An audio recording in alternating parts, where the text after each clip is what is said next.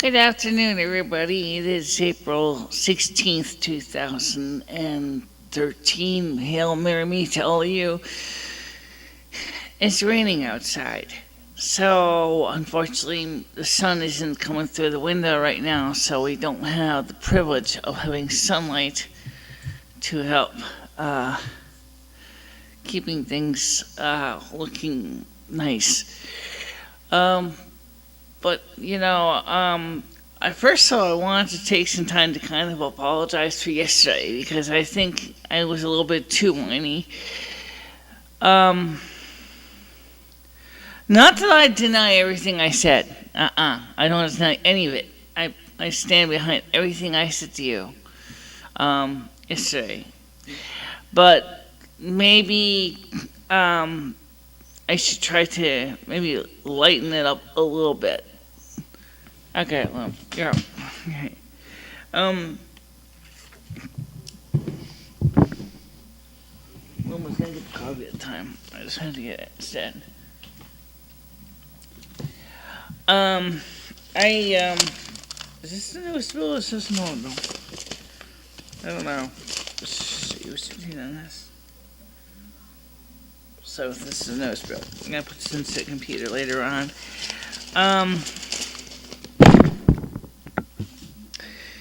But I was gonna say is that try to get comfortable here.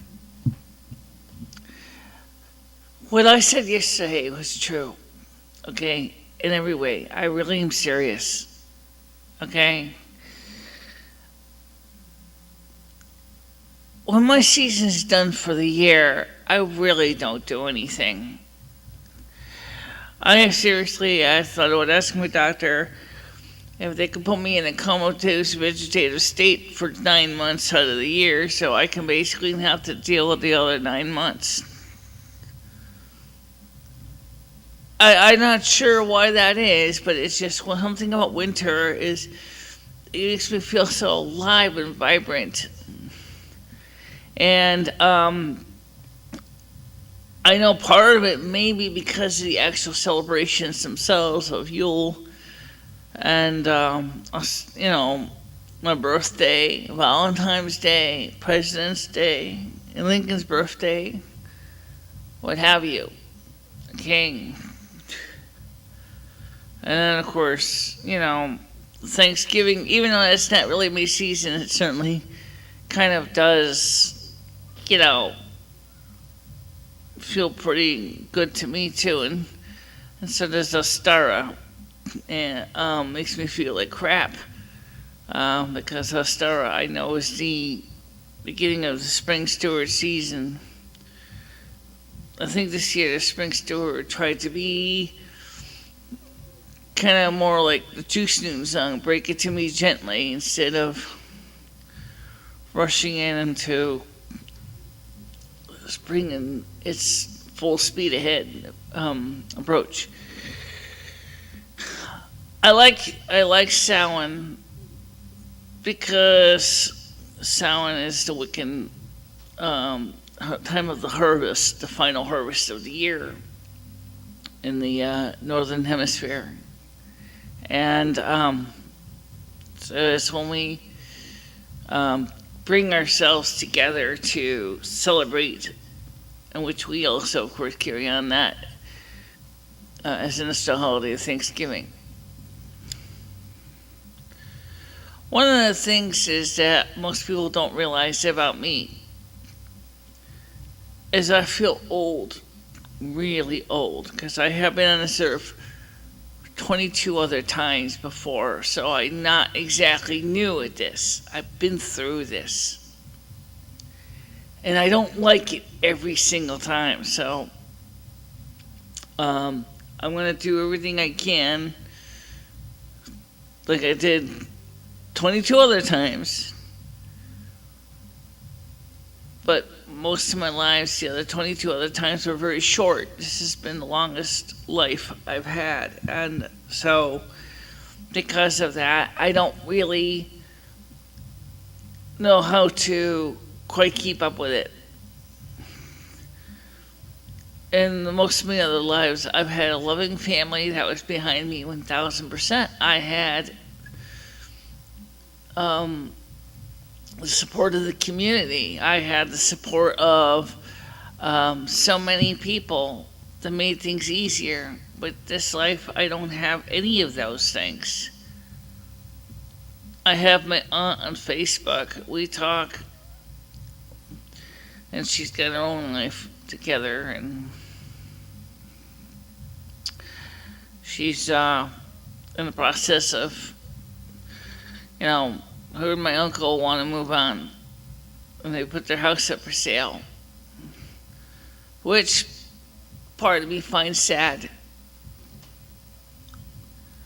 because it just shows you how much the world is changing.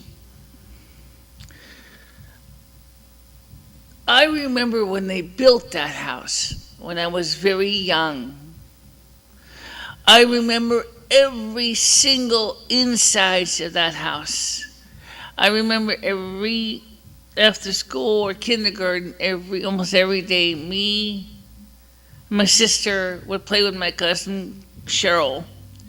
Downstairs in the basement, we'd play house and other things. I remember, because we also lived right across the street, or right across the valley. It's a very small valley. You could walk from one house to the other. All of my family was pretty much in this small little area.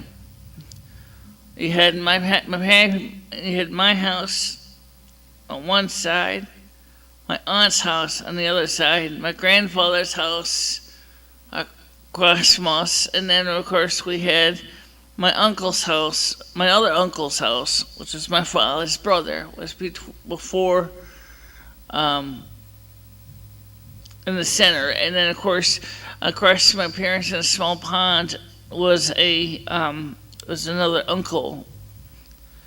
I didn't really know him very well, but I do know, I think the house in the end was rented out to somebody else, but oh well. What I'm trying to get at is I had good times in my childhood up there, and I miss some of those good times when my family was a major part of my background. Most people don't really know much about my background. I used to have a very active childhood. I used to do a lot of things. We didn't have video games and stuff back then, but we had each other. Like I said, I used to play house with my cousin Cheryl, and I used to sometimes I go visit my other cousin Joanne, and she'd be singing to Kieran Carpenter and singing songs like Yesterday Once More in the rec room. Or I'd go over and see my Uncle Kenny and my aunt on Swan Hill. That, yes, my family's got Italian and Norwegian, so you got to mix both. And I hang out with them for a while. Like I said, their daughter Joanne would be singing in the rec room. Sometimes my cousin Judy would be doing something else, and my cousin Jimmy would be going out there playing baseball with my brother in the back of the huge field we had. Oh my God. And sometimes I would just walk around doing nothing, just walking around, looking at the buildings. Behind my grandfather's house, there was a really strange roof. I don't know where this roof came from. Obviously, it must have came off of a building or something. It was behind his storage shed. It was a whole building roof. I never understood where it came from, like I said, but it was just always mystery to me why that roof would be sitting behind the tool shed. And he had a little, mother-in-law cottage between the tool shed in the main house, which was my grandfather's. And then when he passed away, my grandmother passed away, my Uncle Kenny and his wife Swanhill got it, and of course, they still have it, as far as I know. And it was a very interesting childhood. I still think about it now and then. Kind of like that song I sometimes play called Precious Memories, How They Linger.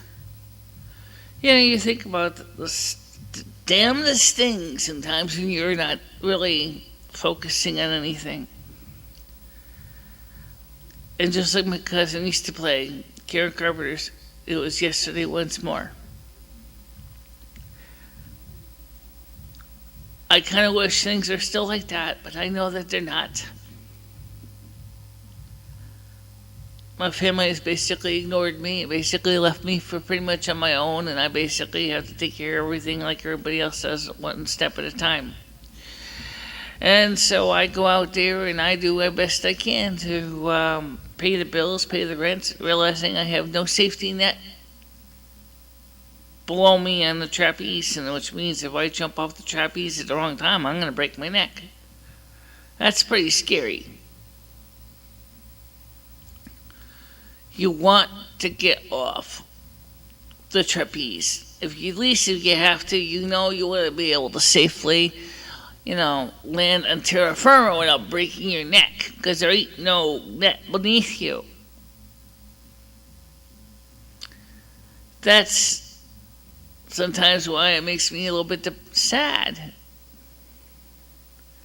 I see all this stuff going on in the world around me about people killing people over stupid reasons, and then you wonder why, people get so angry. When I get angry, when I feel upsetness from another person, it reverberates on me like a big clapper on a huge church bell. It just makes my whole body vibrate. It's not something I really enjoy feeling, especially if it's a negative emotion. I really prefer to feel happy emotions. When I have to feel upset or anxiety from another person or whatever, it makes me physically sick. And that's the reason why a lot of times I cannot be in a social setting where there's a lot of energy, because it makes me, for example, it was a happy thing like a party. Like many people, I can handle that to a point, but then just the sheer amount of energy that I pick up from people's emotions is overwhelming, and then I just feel like I just got to shut down. I just got to pull away. It's not because I'm mean, it's not because I'm rude. I also don't like conflict. I really don't like conflict. Ed wants me to help him sell stuff on eBay, but every time I help him sell things on eBay, all we do is fight. We fight because he has a different way of looking at the world than I do. And the problem is I don't like conflict. It makes me, we fight about things from the write-up to the way the pictures are taken, to the packaging, to the shipping, and after a while, I just feel like throwing my hands in the air and say, look, if you like doing it your way, that's fine, but leave me out of it. Because I can't handle it. I really can't. I'm a quiet person. I like sitting to myself, but I also find that very boring. And sometimes I would like to just peek my head out of my shell a little bit and just, like a tortoise, and go, hi guys, it's me. And I do that with these videos, but, it makes you feel sometimes like you're just basically, I know that you are on the other side. I know you see the camera. I know that I see your camera's your eyes and your microphone's your ears, and I understand that. But sometimes, I feel like I'm just basically broadcasting a video to nobody. And I also, when I was younger, we didn't have all this stuff we have today. But we had a phone, and we would call people on it. Or I would go see my cousins. Or I would, you know, go out there and see other kids when I was in elementary school. Or I would, you know, I would hang out with some kids at the apartment complex my parents eventually moved to. Well, my dad unfortunately had no choice but to sell the house because he couldn't pay the mortgage anymore. That, I remember those days. And, when you get to be an adult, what happens? Especially if you're in Aspie. You have very few friends, if any, and you sit there basically sitting in there all by alone. It's just like what the Korean drama called The Snow Queen says. Beautiful Snow Queen freezing all alone. Yeah, it's true. It's no surprise that Mother Asna was willing to have me and let me act as Snow Queen because it makes a lot of sense since that's the nature of the situation. You are going to end up staying alone, but yet at the same time, I'm also trying to reach out to you as best I can to say, hey guys, you know what? I'd like to talk to you too, but you got to be very gentle with me because I get upset really easy, and sometimes I don't show it on camera, but that doesn't mean that I'm not feeling the, whatever it is that has happened. The thing is too is that Lumi hasn't really talked much lately. No, it's not that I haven't talked much. It's just I just don't know what to say. And the reason I say that is because I've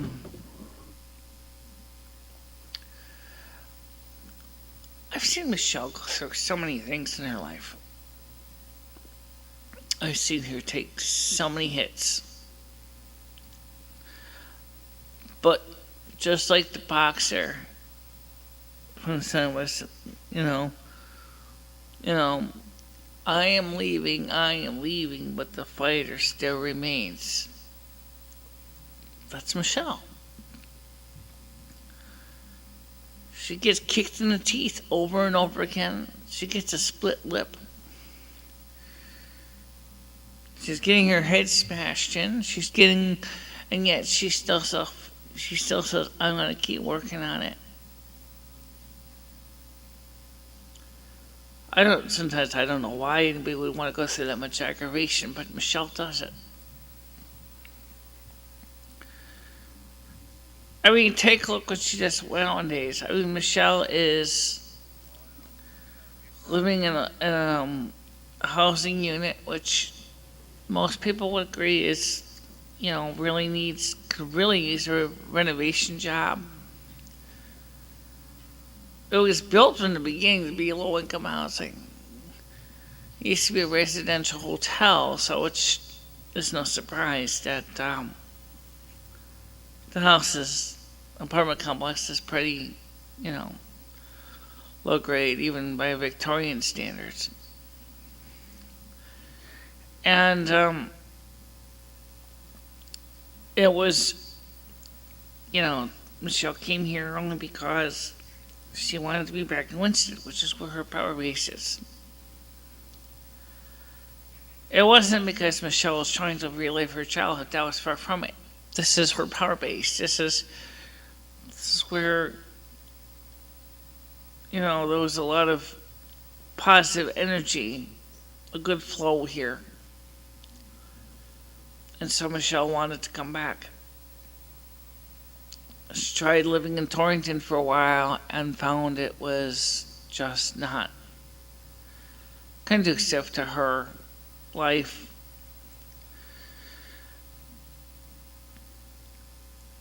And with her cat in her life, Michelle felt just like she had a good grasp on everything that she needed.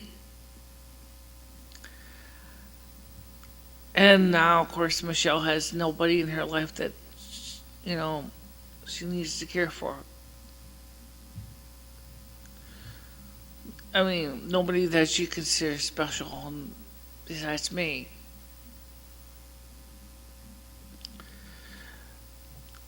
I said to Michelle, I said, this would be a good time for you to finally move on if you wanted to go somewhere else. And she says, the problem is, I don't have the money to move on.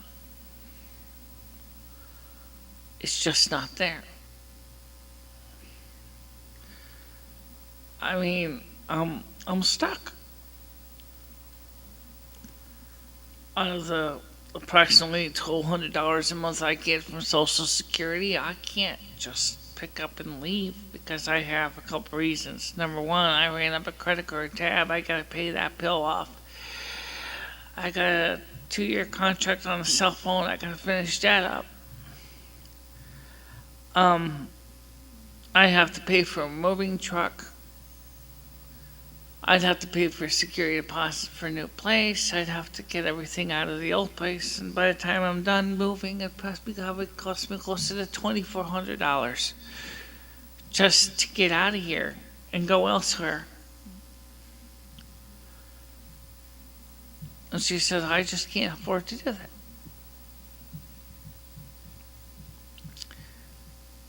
So now Michelle and I have been talking about, well, since we're stuck here, we might as well try to make the best of what we got because we ain't got to be able to go anywhere right now.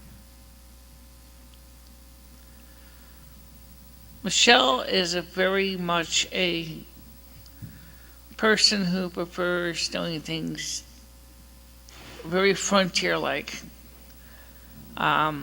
She does not mind living very rustic life. She doesn't mind that at all, but her's comfortable. The problem is that when you also are legally blind and handicapped, you can't just go ahead and start going out there and start splitting cords of wood. Not only is it a hazardous, but unfortunately, it's just, you gotta get other things in town too. Like food and things like that.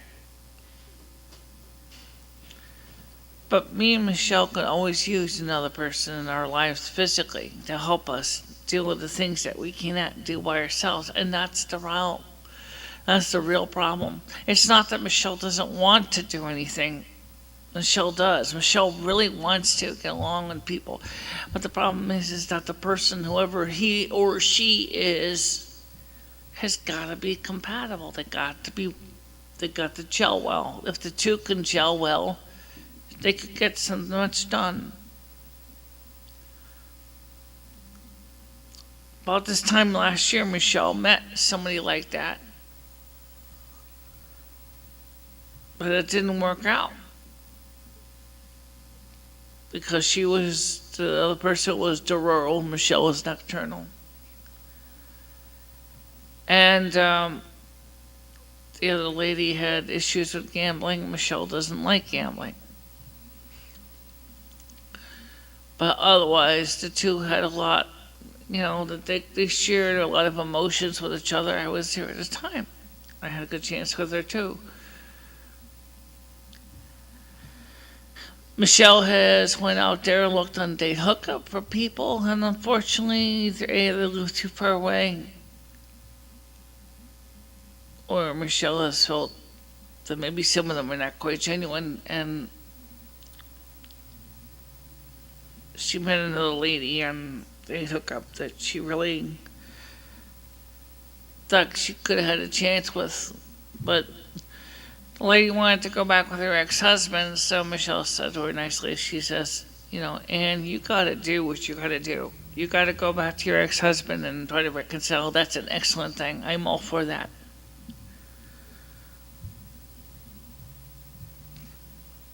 It's just the way Michelle is. She'll give up everything she has just to make somebody else happy. I remember many years ago reading because I was Michelle's spirit guide at the time, when she said to a lady named Jean Kupek at the Willimantic Soup Kitchen, she says, "This is about Christmas. When when do people give adults Christmas presents? What about us? We go through sometimes we could really use someone to show us, that we care about you." And Jean Kupek said, "Well, that's a pretty good observation. And unfortunately, I guess most people don't think adults need Christmas presents anymore, because they think that they got their families." Michelle said, "No, not everybody. I don't have family. And I don't have very many friends. And I have to bust my teeth to get everything done."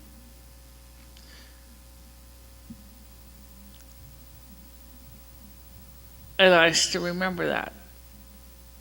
And I still remember saying to Michelle, I think you said something very profound here.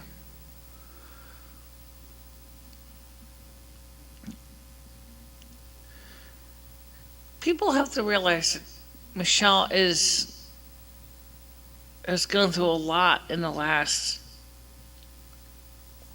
45 years of this life too. Things that we're not going to go through all on these videos on. We could tell you everything about it, but I think it'd bore you to tears, honestly. The website talks about some of it. But you can always find out more there. You can always go to the website and check out our website. There's a lot of things on there. It's http://pinkrose.dhis.org. And it's a very simple website. It's just a web page, really. And it shows a few videos here from YouTube. It also has the contact information on how to access our page here, and also how to email us. And it shows a couple of videos that Michelle thought were pretty useful. And like I said last year when I was talking about Michelle, I love this lady very much. She's been an inspiration for me, and I know I have inspired her too, to keep on going despite the hardships ahead in life. But even sometimes, we all could use a little helping hand. Wow, I think I've said my piece, and I'm sure Michelle wants to get ready to wrap this up. Let me ask you a question. Yeah. What do you think is going to happen in our life in, say, the next year? I don't really know, because our life has been pretty much the same overall general conditions since you moved here. Pretty much very static. So if I go based on what I've observed, both in person and from reading your F chart from the past, is we'll probably end up just being somebody who, when the time comes and you go home, probably one of those very few people that people will really remember as being anything. There'll be some people who will look up to us and say, "Gee, now this is really, really fascinating to see how much, this person has inspired me, but a good portion of America just won't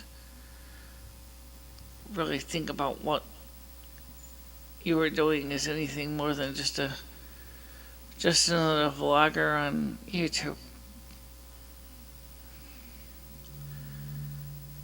So I have to say that I don't think I can really say anything else other than candidly say really not a hell of a lot. Because it seems like we are kind of stuck in a cruel twist of fate. We can't change things. We can't fix things. We can't rewrite things. Because everything that we need to rewrite is close to us. We can't even figure out how we can get the money, to upgrade the studio, and yet you sit there and you go, well, we're going to keep trying anyway. That's just your tenacity. That's just the way you've always been.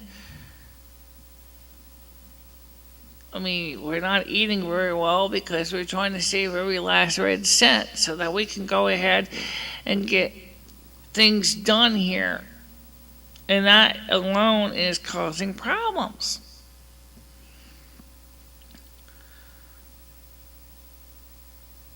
If you wasn't for the soup kitchen, you probably would starve to death. That's the sad truth.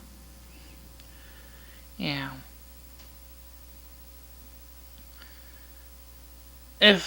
Because it's all I do is that even though you can cook, you just don't like cooking on an electric stove, and so therefore you just basically just decide not to cook at all, and that's sad because I know you can cook. I've seen you cook on gas. You can cook a really, really nice meal, but lately it's like you don't even want to do anything because it feels like your life is winding down and you're in the twilight years.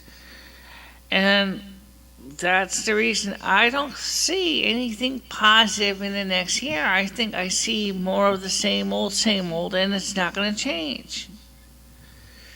Yes, if we can get you another cat, that would seriously be a step in the right direction. But the truth is that I don't think it's going to be really enough to really turn things around. Because your heart's broken. So many ways it's broken. And since you're so size sensitive to everybody else's emotions, like you said earlier, you pick them up, and then they amplify those emotions, and they become so much a part of your own existence that you sometimes can't separate their emotions from your own emotions. And the people that you would need to talk to learn how to deal with the proper coping strategies are not exactly available on Medicare or Medicaid. That's the problem. And so you end up getting stuck with all these burdens that are not your own because you're so size sensitive, and you pick them up on those emotions and it eats you. I mean, it's true without YouTube. If you did not have YouTube, you would not be able to at least do the equivalent of vent. And I mean, that's an important thing. If you could vent, you at least could keep it under control. But let's put it this way. You're coiled up like a spring, and it is coiled tight. And then one day is going to come when that spring may break, snap. And then what's going to happen when that spring breaks is everything that you have held together in your life, all the cohesiveness, is just going to go flying as the spring uncoils in a violent force, causing it to basically push everything out of the way. And as a sorceress, you know how much danger that could be if a sorceress snaps, because she can take that force that she knows how to channel, the 5 elementals, and she can lash out when people. Well, of course, Mother has warned you not to do that, but you know that. But we're not talking about someone who knows not to do it. We're talking about somebody in an uncontrolled few does it anyway, or basically they lash out at the people with everything that they got. I've seen you do it to Ed. I've seen you where you basically, I can sense you kind of remind me of a pressure cooker. You know, in the sense that every time Ed says something, he's starting to demand things from you, and you're basically telling him straight out, no, I'm not going to do that. But the truth is, as long as you kept control, as long as you can quietly say, I need my time out, I need to think about things, and people give you the time to do that. If you could find a way to take that anger and or frustration that you feel from other people, because your sensitivity, and you could basically rechannel that into something else, then maybe you'd be fine. But then there's a personal frustration, and this is a personal, and so it's not something you picked up from somebody else, and that is a lack of resources. And so you get really angry, and you feel like you want to do something wonderful and great, and then you look in your wallet and there's no money.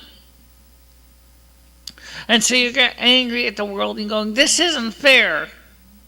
I'm a talented person, and I don't even have access to the resources I need to do anything. Yeah. And it isn't fair. It's not fair.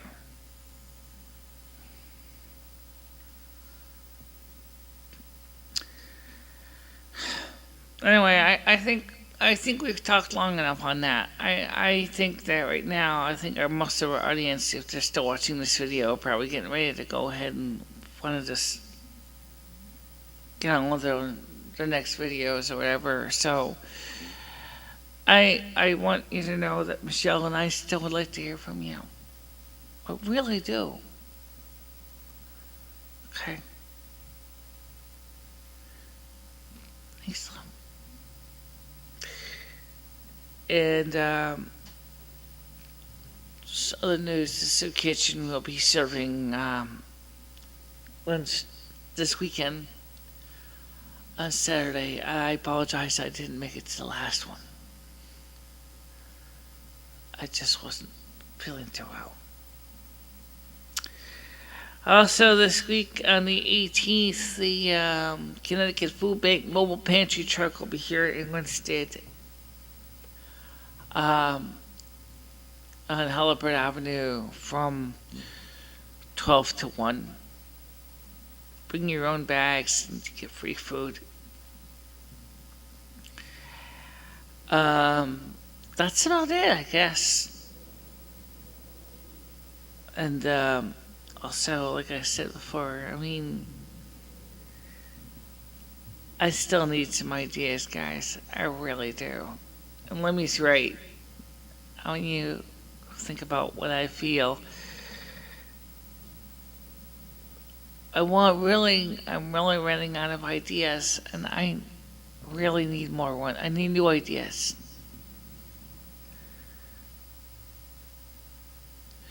I strongly doubt this video is going to be the most popular one in the world. I don't think this is going to be popular at all.